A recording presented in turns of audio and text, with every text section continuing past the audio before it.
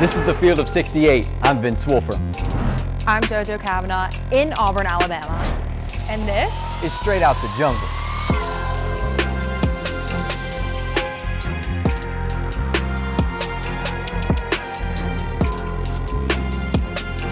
Welcome back to Straight Out the Jungle. My name is Vince Wolfram. I'm JOJO CAVANAGH. And tonight in Neville Arena, both Chad Baker-Mazara and Johni Broome poured in 15 points to keep Auburn undefeated in SEC play with a 98-70 win at Oklahoma here against Oklahoma here at Neville Arena. It was a great game, and I will say this, the Jungle and President Griggs can back me up on this. It started out a little slow. They had the new way to get into the arena after the kerfluffle from last time.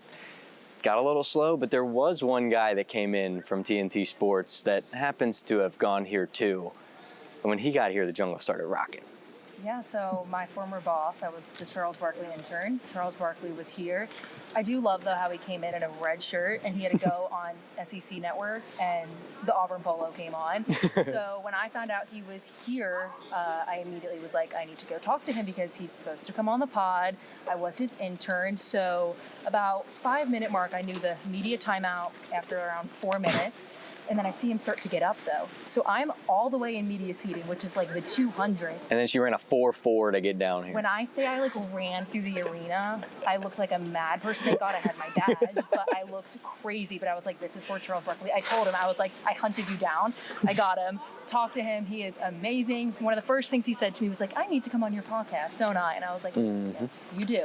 So it's happening, confirmed from him. He is awesome, and he definitely made the Jungle even better. He's so funny, but yeah, I ran around Neville Arena today like a mad woman, but it was worth it. Yeah, definitely worth it, and it looked like the entire Neville Arena was thankful that he showed up today, and I think in the end it helped Auburn to the big win tonight. The crowd got into it. We had some guys really get into it as well. We'll start with the guys who scored the most points tonight. We'll go Johni Broome first, player of the year, obviously. A great game from him just across the board, played 26 minutes and had a big outpouring.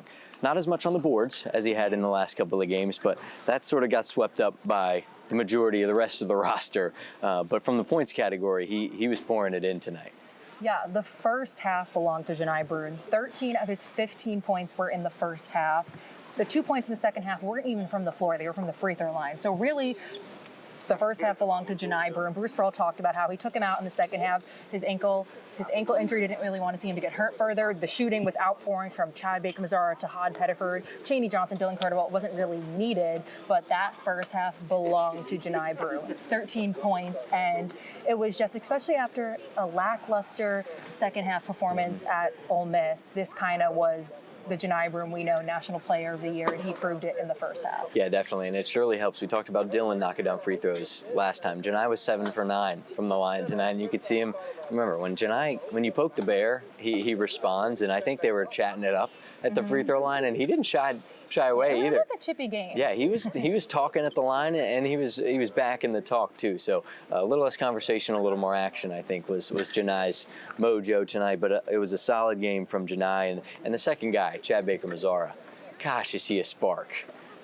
No matter what it is, whether it's trash talk, whether it's getting into the paint, whether it's shooting threes, getting his teammates involved, I felt like he did a little bit of just about everything tonight. Defensively, I thought he was right there the entire game, and I know he only played just short of 20 minutes. He fouled out with 9 minutes left, but like you said, it was a chippy game. He fouled out the Chad Baker-Mazara way. Exactly, and he stood on business literally until after the buzzer. I'll put in this video now, but Chad Baker-Mazara, I thought tonight, he was certainly an energy boost for this Auburn team. I know he didn't shoot it great from 3, probably not as great as he would have liked. He was 1 for 5, shot 5 for 11 in the game's entirety, but still, 15 points, had a plus-minus of 16. I thought he really just got after the Oklahoma wings. I thought that was an important piece too, especially knowing what Jalen Moore was capable of coming into this game. And I thought Chad was a big reason as to why he was sort of slow off the blocks and had, I think, 11 points on the night total. I think Chad was certainly a big piece in that.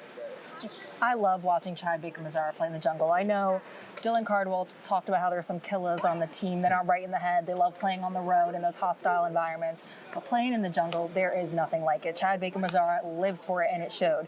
The first half, like I said, belonged to Johni Broome. But then in the second half, Chad Baker-Mazara had 11 of his 15 points, and he fouled out in the second half. So however much he played in the second half, it belonged to him. And there were just crucial points. I mean, I tweeted out that step back three was Butter. cold. It was just beautiful. It's beautiful. And there was one point where I just really thought this showed his passion. He airballed a three, and then I saw him get like a little like angsty, and he immediately goes up to defend Oklahoma, gets that steal, makes a layup, and one has to shoot a free throw and makes it.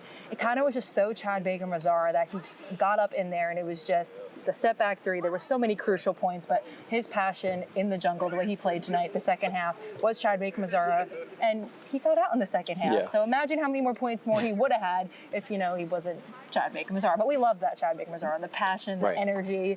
Yeah, I wouldn't trade that for just about anything. And passion, it came from more than one avenue tonight, too. Dylan Cardwell had the most Dylan Cardwell game, I think, of the season so far. A career high for the big guy.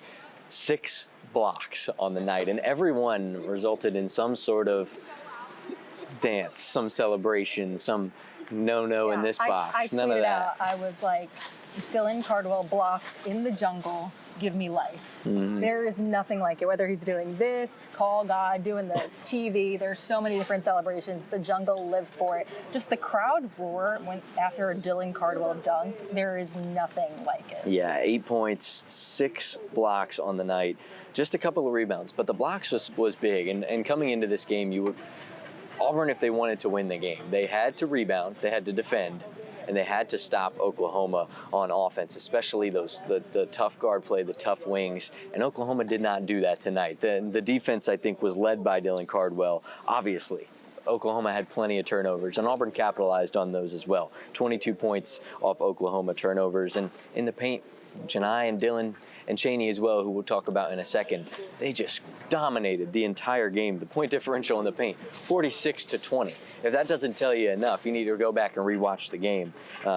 From those rebounds, second chance points, Auburn also outdid that of Oklahoma 16-8. It was just a dominant play from inside, and Oklahoma seemed to really have no answer. Dylan Cardwell really impressed me in 2 aspects. Offensive rebounds leading to points. There was a point where Johni missed a 3. Dylan Cardwell got the offensive rebound. Miles Kelly makes a 3, and then Tahad misses a 3. Dylan gets the rebound. He gets fouled. He heads to the free throw line. Chad misses a 3. Offensive rebound, Dylan. Denver makes a 3. So many crucial points, but then blocking. And Bruce Pearl talked about in his presser, he said, Oklahoma is an elite offensive team, not so much defensive team. So kind of looking at how many points we scored, over 90 points, not so much he doesn't find that is, don't get me wrong, impressive, but because Oklahoma was such an offensive team, he found it more impressive that they were able to keep Oklahoma to 70. And that was because Dylan Cardwell, also his blocks led to points. He had a block led to an Oklahoma shot clock violation. A block led to a Denver 3. He had just rebounds leading to points, blocks leading to points. They were energy boosters. He fed this team. Just an overall really, really important game from Dylan Cardwell. Scored 10 points, now 8 points. Just an alley-oop. Hates to see Dylan Cardwell coming. Actually, seriously. And from the defensive standpoint, Auburn held Oklahoma to 33% shooting tonight. That's a season low for the Sooners, who last game against Vanderbilt, they had 61 points in the second half. Beat them by 30. The second half, they had 61 points. Tonight, they had 70. That's a props to Auburn's defense. We know that the front court for Auburn has been fantastic all year, but you have to give the defense props just as much. So we know their offensive ratings are fantastic, but defense, I think, is what really won them the game tonight. Yeah, it came from Johni Broome, Dylan Cardwell, and Chaney Johnson. When I saw Chaney Johnson in the ponytail, I was like, ponytail Chaney Johnson is back. I thought he played a really good game. He had a block on Jalen Moore with 30-23. It was just, again, Turtle missed a 3, Chaney rebound, Tahad had a 3. So just Dylan Cardwell and Chaney Johnson, to me, played a little bit of similar games. It was offensive rebounds leading to points, blocks leading to points, and Ponytail Chaney, he's back, and I loved it. Yeah, he was one of 5 Auburn Tigers in double figures, and there was a play in the second half where he had gotten some shots up, and he had been scoring the basketball, but there was a moment where you could tell Chaney was being patient, purposefully patient. He got the ball on the block, and he found himself sort of at the block extended, up the lane line. He caught it. You could tell he didn't really like his spot, so he took one dribble, tried to back the guy down. He didn't move. He moved towards the baseline, towards the block area where he felt most comfortable. That's such a moment where you realize that this guy, his game is really, really evolving. You can see he's taking the next step. When we talked to him, he talked about the pace of the game being the biggest differential between Division II and Division I. Obviously, he's caught up to that. But now to the point where he can be comfortable enough to get the ball, look around for a second, put two hands on it, take a dribble, test it, and get to his spots. And I thought that was a moment that really, really showed Chaney Johnson is learning, Chaney Johnson is growing, and he's filling his role to the absolute most that Bruce Pearl would have liked. And I thought that was really cool. Just a tiny little thing that you wouldn't notice. But from a guy like Chaney, I thought it was a big moment. Yeah, and we've talked about defense for a while. We haven't mentioned that Auburn had 9 steals, and Chaney Johnson had one that I kind of thought shifted the momentum of this game and really solidified Auburn. So Johni Broome had a block, Chaney Johnson then had a steal, and then Chad Baker-Mazara had a dunk. Auburn's up 11, 34-23. Oklahoma calls a timeout. Just from Johni Broome block, Chaney steal, a dunk from Chad Baker-Mazara. Just everyone collectively, 3 different players, 3 different stat lines, and just Chaney Johnson, again, whether it was in the paint, whether it was rebounding, whether it was that block that led to such a momentum shift to go up 11 points. Just really multiple guys in double figures, played great defensively. I mean, this score shows it. Obviously, Auburn dominated Oklahoma, but really it wasn't the Johni Broome game. It wasn't the Chad Baker-Mazara game. It wasn't so many other guys' game. I mean, Chris Moore was perfect. He had 6 points. His season high this season. Yeah. We love seeing that from him. He had that amazing shot at the end of the first half to really give Auburn a lead going into halftime. So just collectively as a team, there were so many guys that stepped up. I thought that end of the halftime run was, you talked about a momentum swing. I think this was the momentum swing. Oklahoma went on a 9-2 run before the end of the first half. Auburn responded with a 6-0 run to close out the first half. And we talk about how they need to close halves and they need to open halves. They did both tonight. They got out in the second half to another 6-0, 6-0 run. And I thought that really just brought the energy out of the gates and took it out of Oklahoma. It wasn't as if both teams had much in the first half, I didn't think. While Auburn was up on the scoreboard, it felt like it was a back and forth contest, like we said, kind of nose to nose. But that second half, when they came out on that 6-0 run, it was a punch right in the face from Auburn's offense to Oklahoma's defense. And I think sucked a lot of life out of the Sooners. Yeah, and who came alive in the second half too? Tahad Pettiford. He had 2 points in the first half.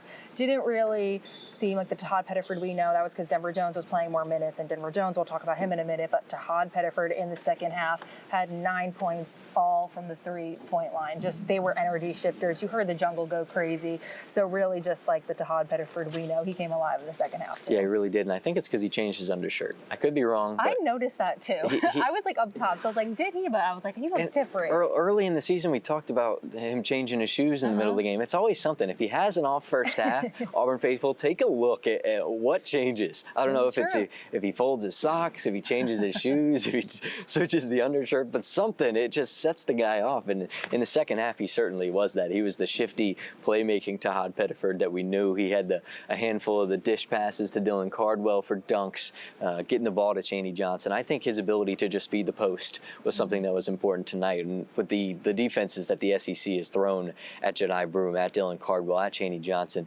getting the ball to the paint is never, it's not an easy thing. When you're getting attacked, you pick the ball up, that defense is all red in your face and you got to get it in. I think he does a fantastic job with that, especially as a freshman.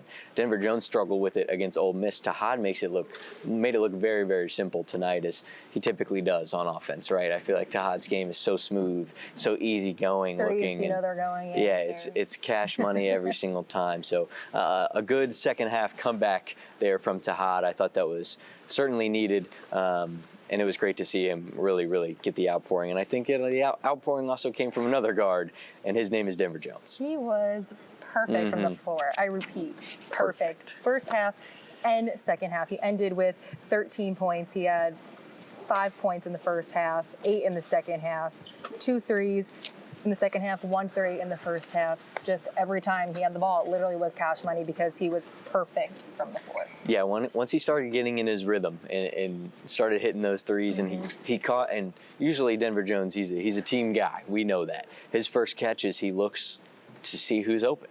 That's his first catch. He hit a couple of threes tonight, and when I saw him catch the rock and he went, Oh, I said, oh, he's back. He's so back. He is back in his groove. Denver Jones is where he needs to be at this point in the year, ready to shoot, ready to knock it down. And I'm sure everyone in this entire arena had 100% confidence when that ball left Denver Jones's fingertips. It was nylon all the way. And I felt that too. And it looked like he did. The confidence was there. He was talking to the jungle. He was talking in the game. He was talking trash too. He got into it a little bit. But I thought it was a fantastic game from Denver Jones. Really, really stepped up, made shots when Auburn needed it. And I thought he controlled defensively. You look at a guy like Dayton Sporsmythe for Oklahoma. He was their leading scorer tonight. And usually a leading scorer will have, 20 some odd points. He had 12. Or 13. He had 13 points. And I think that was primarily from the tandem of Tahad Pettiford and Denver Jones. Great on defense as always. I think if I could give a Mr. Consistent award to any defender on the team, it would be Denver Jones every single week, twice a week, Tuesday, Wednesday, and a Saturday game. It's like every time you can just lock it in for Denver Jones being Mr. Consistent on defense. Yeah, we talk about that all the time, about his defense, but just seeing Denver Jones come in and make threes and make shots after, we know he didn't perform well in the Duke games. He had 4 turnovers in another game in SEC play, and we wanted that offensive comeback so bad, and I talked about this already, but this game even solidified it. Denver Jones is back. It's something we love, and like you said, he likes to feed the ball, and he had 4 assists tonight. There was that insane play where he fed it to Dylan Cardwell, and I don't even know how to describe it. He talked about it in the media room. He was like, I just looked at Dylan, and he just looked at me and looked at me as he was making the basket. But he just talked about how this team encourages each other. They find each other to get the ball, and like this team genuinely loves each other. And they joke around with each other in the media room. The entire media room was laughing. Chris Moore and Denver Jones walk in, and Chris Moore goes to sit in the big seat, and Denver Jones calls him Chris Big Dog Moore. And they fight over who gets the bigger seat. Denver ends up getting it perfect from the floor. I mean, they both were perfect from the floor. That's why they were both in there. But Chris Moore was like, I swear we love each other. We love each other. So it was really funny. But both those guys perfect from the floor. And Denver Jones, feeding the assist, 4 assists on the night. So. Yeah, and nothing tells us that team camaraderie is at a high than Blake Muskelek getting in at the end and getting a bucket. Shakai Howard coming in off the bench. Didn't know what his situation would be. Would he play tonight? Would he not? Ended up having 6 points on the night. But to see the guys get in off the bench, and Blake Muskelek too, just to mention it. Huge Dallas Mavericks fan. Now, if you've, had half a brain over the last couple of days, you've seen all that's happened with the Dallas Mavericks.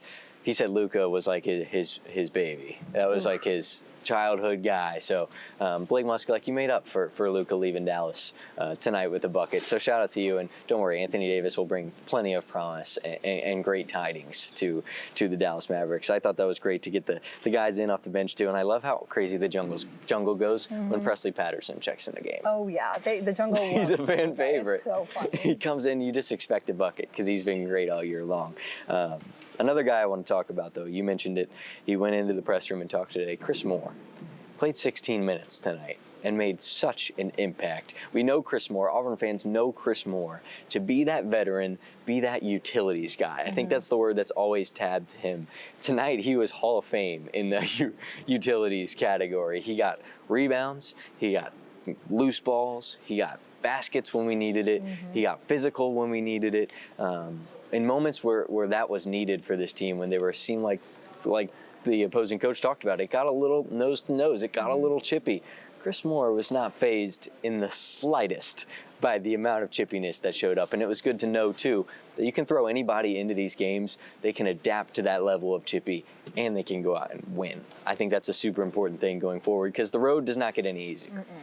Chris Moore, he's been here for 5 years. Bruce Pearl talked about it in the presser. He said, we're doing it the old way. Dylan Cardwell's been here for 5 years. Chris Moore has been here for 5 years. And he knows Chris Moore is, he's a veteran. He used to start here at Auburn. Now he's playing into a more role piece, just that about doing it the right way, keeping it, he talked about how many guys have graduated. He said like half of this team has graduated, with more even graduated in the spring. So just guys that are going, through their entire college experience, 4 or 5 years, 5 years at the same school for Dylan Cardwell and Chris Moore.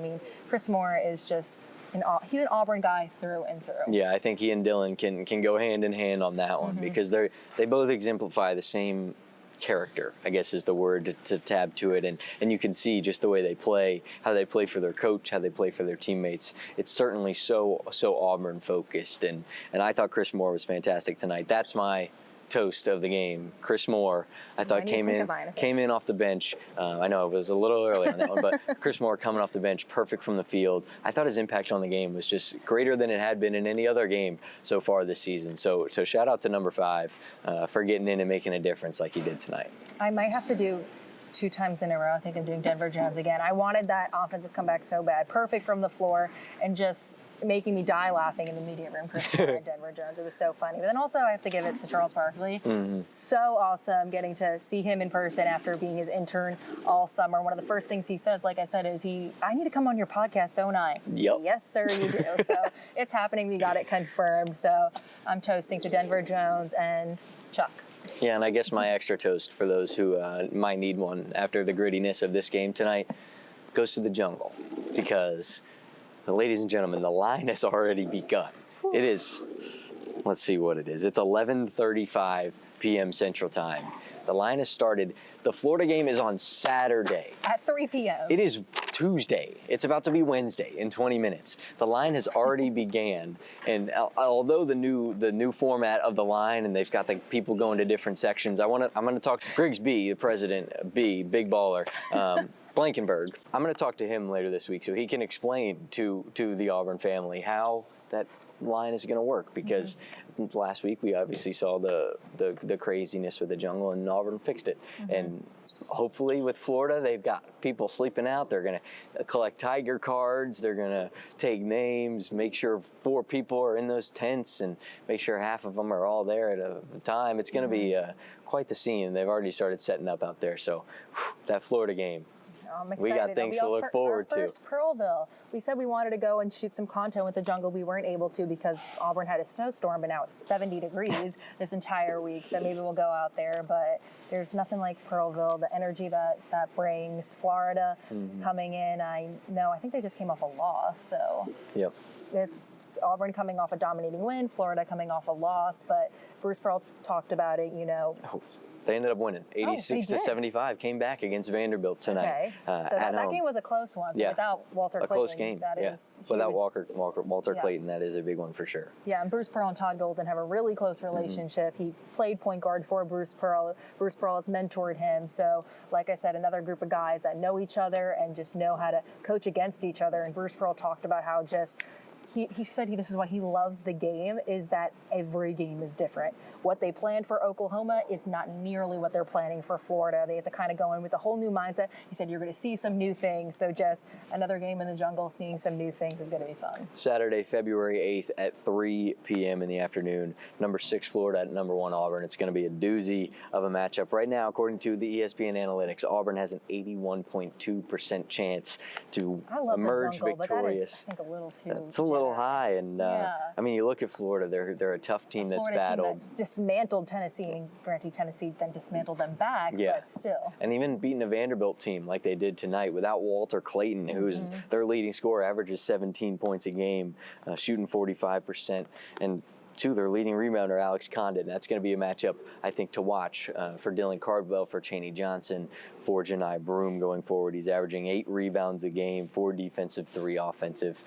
I think it's going to be a tough matchup. I think it's going to be one where the guards are awfully important. I hope Walter Clayton returns, because I'm the type of guy I want to play a team at full strength. I want Denver Jones and Walter Clayton going head-to-head. I love that. You love a showdown. Exactly. I want to see both teams at full strength. I want to know who is really, really better between these two teams. And based off what Auburn did today, just absolute dismantling of Oklahoma. And coming off of games we've talked about it, there was a little bit of the meh kind of feeling. This game did not have meh. No, they were looking for the consistency. They were looking for that extra punch. And tonight, it was a round 1 fight, because it was over after that. And they got up and they had no signs of turning back.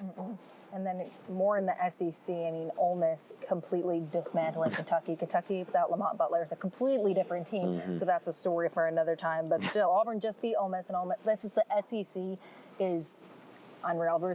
I keep saying Bruce Pearl. I was in the media room, so I'm using quotes, but he talked about how we could lose a game. We could lose games. The SEC is so unknown. Everyone is a competitor. Everyone is incredible. So it's going to make for a fun February and March. So yeah, 2 other games in the SEC tonight. Kentucky, Ole Miss. That's 14th ranked Kentucky, 25th ranked Ole Miss.